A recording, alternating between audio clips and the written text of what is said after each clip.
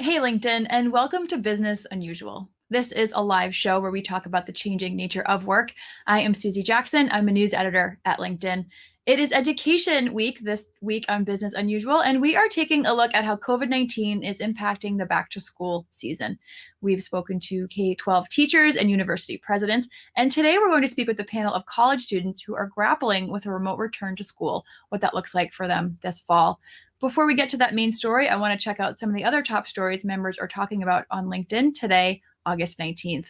First up, large chain stores are cashing in as the pandemic fuels the rise of online shopping. Walmart reported its biggest ever spike in online sales, and Target posted its strongest quarterly growth in its history as digital sales nearly tripled. CNBC correspondent Bertha Combs, coming to the platform to note the increased spending is often on home and outdoor goods, noting a huge demand for bicycles and pool gear. And social platform TikTok continues to reel in potential buyers. The Financial Times reporting software company Oracle is attempting to acquire TikTok's US operations. The move is gaining support from the White House after it gave TikTok's parent company a fall deadline to sell the app to an American company or face a national ban. LinkedIn's parent company, Microsoft, is also in negotiations over the social video app. For more stories like these, check out the LinkedIn News module. If you're on your desktop, it's to the right of your newsfeed, or if you're on mobile, click into the search box to see those stories and more. That brings us to a poll from the LinkedIn News team that we are asking this week. We want to know, do you think college students should return to campus for the fall semester? Let us know throughout the show today. You could tell us yes with safety guidelines. You could vote B, no, remote learning is safer, a mix of both, or something else. Tell us what your comments are, your thoughts on that. We're going to check in on the results and your feelings on it at the end of the show. That brings us to our main story today. College students are returning to school, but this fall looks nothing like it has in the past. Colleges and universities are scrambling to reopen safely and communicate with staff and students, but plans keep changing as the realities of COVID-19 play out in unique ways on each campus. Yesterday, the University of Notre Dame announced it is canceling in-person classes and switching to remote learning for at least 2 weeks. This is in response to 147 students testing positive for coronavirus after attending off-campus parties just 1 week after classes began. Similar news out of the University of North Carolina at Chapel Hill, the school announcing it's also going virtual after 177 students tested positive for COVID-19. But some students are opting out of this fall and its uncertainty altogether. Harvard reporting that 20% of its incoming freshman class has deferred. Today, we're welcoming a panel of students to talk to us about their studies this fall and the future of their careers and how COVID is impacting that timeline. But before I welcome them out, I want to hear from you. Are you a student yourself joining us in the stream today? Are you the parent of a college student who's returning to campus or studying virtually online, maybe in your home? Are you an educator? How are you handling this crisis? What does your return look like? Talk to me, talk to each other in the comments. We're going to get to as many of your thoughts, questions, and concerns as we can throughout the show today. And with that, I want to welcome our panel of college students returning to school this fall. We have Matt Levy, he's from the University of Massachusetts, Yoko Rosenbaum from the University of Southern California, and Rochelle Westervelt from the University of Florida. Welcome to the program, everyone. Hi, thanks for having me. Great to see you. Yoko, I know you started school just a few days ago, but I want to start with a lightning round. I want to ask each of you to tell us your year, your major, and whether you're going to have any in-person classes this year. Matt, let's start with you. So I'm a junior at UMass. I'm a business major, operations and information management. And I have no in-person classes, so it's all virtual, live and online classes for me. All right, all virtual. Yoko, how about you? You're 3 days in. What's your year, major, and any virtual or in-person classes for you? I'm a senior, just started my senior year. I'm a double major in piano performance and political science, and we're all online. Okay, and Rochelle, same for you, please. I'm also a senior and I'm studying news broadcast at UF. Pretty much all of the classes are online, but I do have one hybrid class. Okay, so a little bit of a mix. We have some in person, mostly remote. Yoko, talk to me about some of your choir and piano practice over Zoom. So part of your major is performance. It's kind of difficult to perform virtually with ensembles, I'm imagining. Can you talk to us a little bit about what that experience has been like? Definitely. So tonight is actually the first choir rehearsal that we're having of the semester. It's going to be very interesting. I haven't heard too much about what they have in store, but I know at the end of last semester when we were forced to go online after spring break in March, that they tried to do choir rehearsals over Zoom, but with lag time and all sorts of different delays. It just was logistically a nightmare. So I'm excited to see what they have in store for us. I'm hoping that it's not the same kind of program that they had us on for the last half of spring semester, but we'll just see. So that's how big was the chorus that was trying to perform together online for that class? About 70 people. Oh my gosh. So 70 people are on a Zoom call and you're trying to time things out so that you're all singing together. Do I have that right? Yeah, it's hard enough in person. So online, kind of over the computer, or some people are on phones, is just not going to work. Oh my gosh, that sounds maybe kind of painful, both to participate in and probably to listen to. How long did it go on before the teacher said this isn't working? About 2 weeks. We tried it 2 times, and then for the rest of the semester, the choir directors really just had to improvise and do their best. And we ended up, just having kind of conversations about favorite choral works or favorite performances, just trying to fill the time as productively as possible, while obviously not being able to kind of fulfill the purpose of the choir. Oh gosh. Well, best of luck in the choral classes in the fall semester. Hope they've learned a little Thank bit you. from that experience. Rochelle, you're in broadcast journalism, where so much of the important work you do is hands-on. You're getting into a studio or you're in front of a camera doing a stand-up on location somewhere. Talk to me about what it means for that your time in the studio has been cut back so much as virtual classes have taken over for the in-person work. So since the classes are really online now, basically that means that they're trying to have less people in the studio doing the work to create a newscast. So instead, they're trying to do options like Facebook Live and things. But that kind of limits your opportunities as a reporter to go out and do a story or even to anchor. That's pretty much just not an option anymore. And that's a significant amount of your coursework. Am I correct? And the experience that you're hoping to bring out of college is to get that actual hands-on experience. Right. So it's not necessarily always coursework, but definitely on the extracurricular activities or the other opportunities, it like cuts out a lot of opportunity there.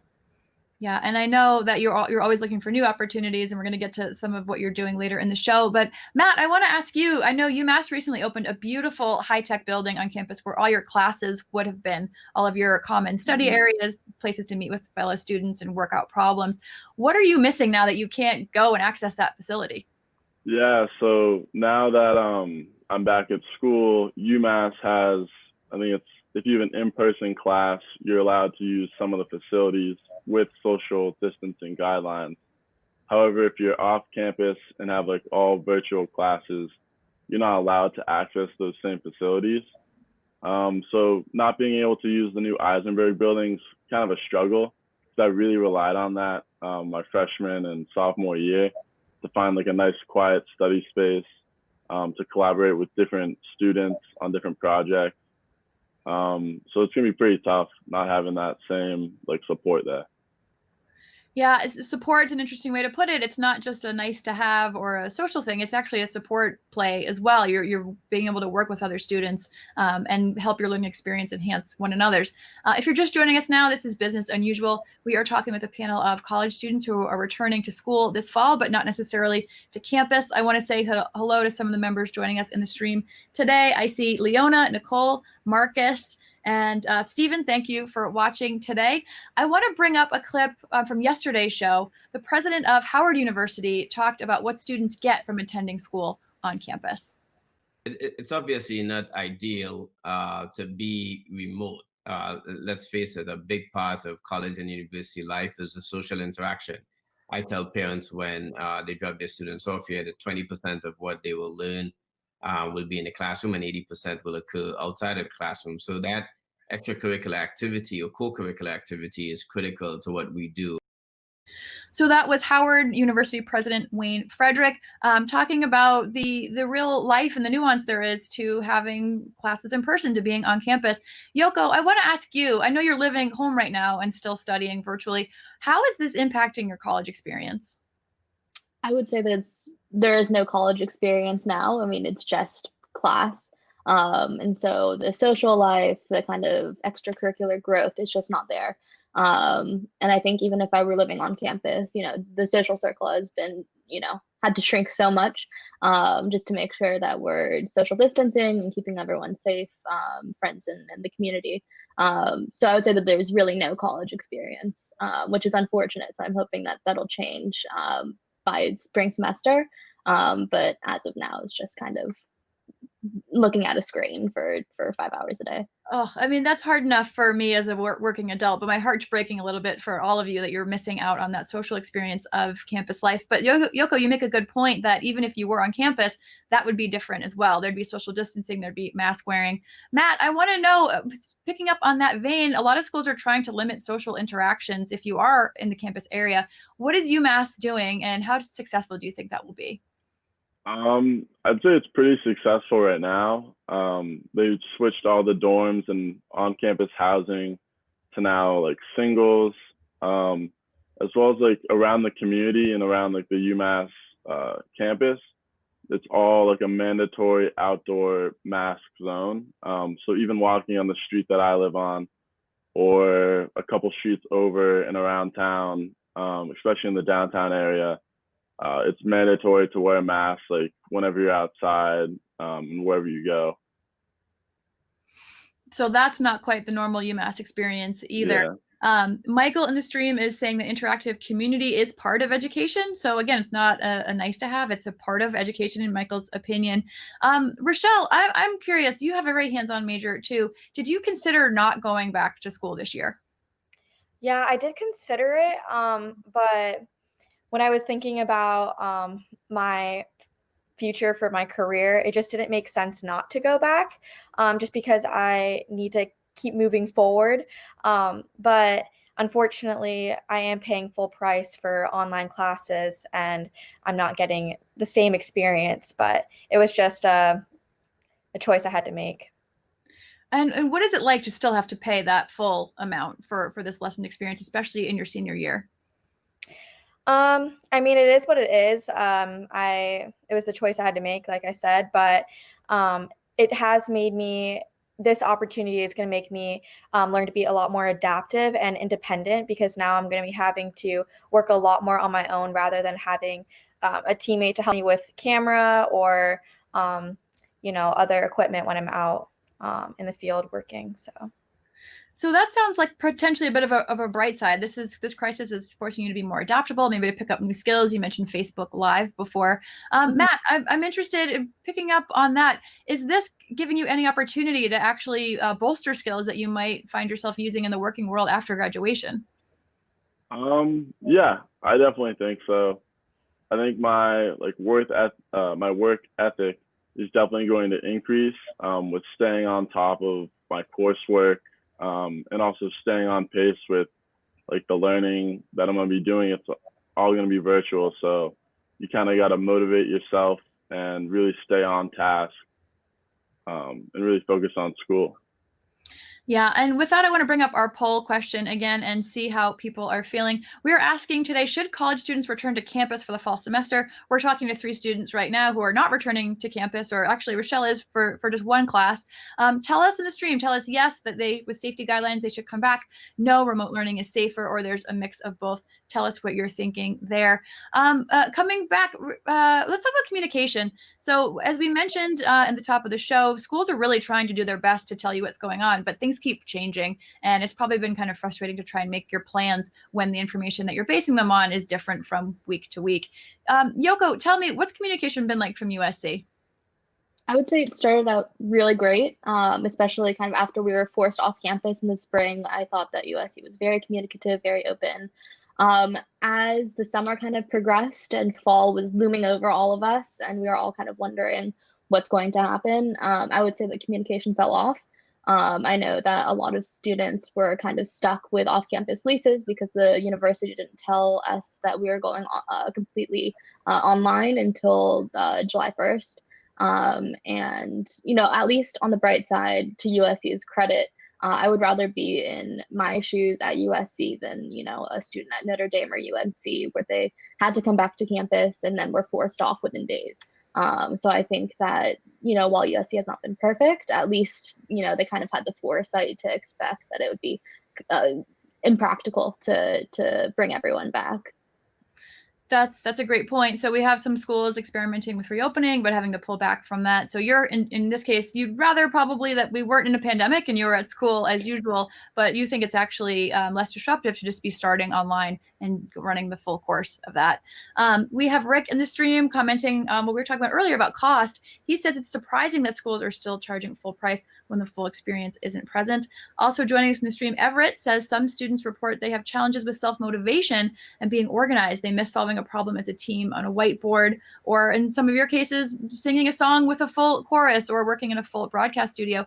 Rochelle, on that point from Everett about motivation, is it hard to get this work done when you're doing it alone? Honestly, for me, I've always been really good at being on top of my work. So for me, the online classes isn't a problem. I'm going to be just as efficient, if not more efficient with the online classes, because I can now prioritize and I can create my own schedule. And I think that could be a benefit too. But the downside, again, is I'm paying full price for online classes. So. Yeah, and it's not cheap to go to college in the US. There's one more clip that I want to bring up. It is the president of the University of Texas, Rio Grande Valley, expressing worries over the future of job prospects for his students. We just hope that the number of jobs that are available picks up. I mean, and again, that's tough on our students because many graduate and the jobs simply aren't there right now. So we've tried to help them continue their educations in graduate school. Provide them with a grant advance. This is a great time to do it. If no job is available, it's a good time to get your advanced degree. And so as the economy picks up, we hope we'll have our students prepared to move into it. So we've got Guy Bailey talking about maybe the economy is a little bit slow right now for students, but it's going to pick up again. Rochelle, I want to come back to you. I know you had an internship this summer that invited you back to the fall. So congratulations there. But you're also limited in what you can do to get that on-camera experience that you were telling us about earlier. How do these experiences balance out? You're going to, on one hand, go back and have an internship, but in school, you're not getting the clips you need for your reel, which is really important for the profession you want to go into. So how are you kind of trying to navigate those two experiences at the same time? Right. So obviously, when I go back to campus, I'm not going to be getting as much experience, hands-on experience. I won't be developing my reel. And therefore, like I might not look as good on paper, or my reel might not look as developed to recruiters. But I'm hoping that with this internship, that's going to kind of be the turning point that really helps me get more of that experience. But also, I hope that recruiters actually see that I'm actually an asset to them when I'm applying, because I've had to be so adaptive during this time that I'll actually have learned a lot of other new ways to create a newscast, or learned new ways to work during the pandemic that past applicants haven't had to do or adapt to. So I'm trying to look at it as a positive that I'm, I've got new skill sets, even though I might not look as good on paper. I think that's a great way to spin it. We talk a lot on this show about looking at your skill sets and seeing what that might mean for a different career or a different place that you might jump into. So I think you're starting from a good place. Yoko, I'm interested. You are a poli-sci piano performance double major. How does this disruption impact your career down the line in either of those fields? And which are you planning to move into one versus another? Yeah, I'm definitely leaning more to the poli-sci aspect in terms of career. I'm counting my blessings right now that I wasn't intending on, auditioning for grad school during all of this. But I know that a lot of my musician friends were, and this kind of really throws a wrench into the plans. But in terms of career opportunities after this, I'm not too worried. There's always grad school, although, taking on debt isn't necessarily something that you want to do if you can't find a job. But, I'm hopeful that, there's always new jobs opening up on new campaigns or a different path, stuff like that. So I'm just trying to look on the bright side and keep positive about all of it. All right, I love another bright side answer. That's a good place to start from. Matt, I'm curious, you already have your real estate license. What are you learning about the way business is changing in response to COVID-19? And how does that affect your impression about what remote work might be like, given that you're remote studying right now? Yeah, so this summer I was trying to find an internship, didn't quite work out. So I just got a part-time job and kept doing the real estate on the side as well. And with that, like I've got to witness how that industry kind of changed with all the guidelines, paperwork with like COVID related to COVID, as well as like masks, gloves, and like the different things you need to do more to like purchase a house. So it's really interesting seeing how adaptive that really turned out to be and how it didn't really affect the business too much. But I decided to like not go into it as much this summer, just being like new into the real estate industry. It was kind of tough as is before being new, but now with COVID, it was a little trickier, but I was still able to get experience and really like build my my skills. That's great. So I'm going to call that more silver lining, that you're still getting experience despite a global pandemic. I mean, that's a great story to tell, that you're still out there trying to figure it out. Rick in the stream is saying that for him, college is a twofold experience. One, there's the academics and the education, but two, there's a coming of age experience. When one is lacking or not present, that has to be accounted for as well. With that in mind from Rick, let's talk about the social aspects of being in school. We hit on it a little bit earlier, that even if you were on campus, you're going to have masks on. There's some restrictions. But do you feel like you're really missing out on something? Yoko, talk to us. I would say definitely yes. And having experienced 3 years of it so far, it kind of makes it even more bittersweet, because I know that like senior year is supposed to be the culmination of the college experience, right? And to not have that, to not even be around friends, because I'm living at home with my parents for the first time since high school, it's definitely a hard pill to swallow. But just kind of, I'm taking solace in the fact that I know that I'm doing the responsible thing by staying home, by socially distancing, where like my family's taking this very seriously. So I know that I'm not putting anyone at risk, which is, I think, how I'm coping with all of it. It's just knowing that I'm doing the responsible thing, even though it's kind of to my own detriment socially. Coping is a good word. It's a good skill to have as well. Louisa in the stream says interaction and discussion with people who are different from you and from whose lives are different from you is very valuable. And she feels like that's where a lot of the college learning happens. Rochelle, what do you think about that? You're not in these same places with folks from different backgrounds, et cetera, anymore. Does that feel detrimental to your experience? Well, I am still going back to Gainesville for that one hybrid class, but yeah, of course. I mean, that is why I thought about taking maybe a gap semester, a gap year, was because I don't want to miss out on my senior year, the social environment of being on campus and, meeting so many different people, because that's how you make your connections later on with careers, is through university. That's how you make those professional connections. So yeah, it's gonna be tough, but just going to do the best I can. All right. Matt, how about you? I know you're going to be living off campus, but attending remotely. What is the social life going to look like for you this fall? Yeah, so I think it'll be more like building upon my close relations with probably like the 10 friends that are coming back. So I feel like we'll kind of learn more about each other and like build on our relationships.